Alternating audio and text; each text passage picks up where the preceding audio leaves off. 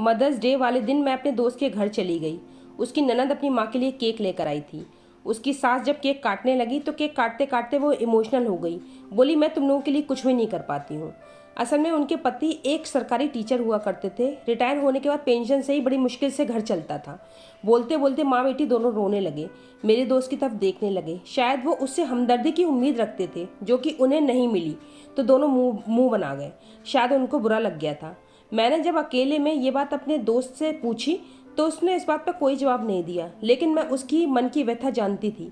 मेरे दोस्त की शादी को 21 साल बीत चुके थे। उसका बेटा जवान हो चुका था, पर उसकी सास ने कभी उसे उसके पति के साथ रहने नहीं दिया। उसका पति बाहर रहता था और वो अपनी सास के पास रहती थी। बेटा भी अब बड़ा हो गया था। अब वो बाहर पढ़ाई करने जाने वाला था।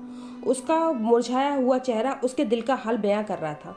कितना अजीब है ना, हमने अपने दुख से तो हम दुखी हो जाते हैं, रोते हैं, लेकिन दूसरे की तकलीफ हमें मजाक लगती है। इस दुनिया में स्पेशल तो सभी बनते हैं, लेकिन स्पेशल वो होता है जिसे परमात्मा ने स्पेशल बना दिया।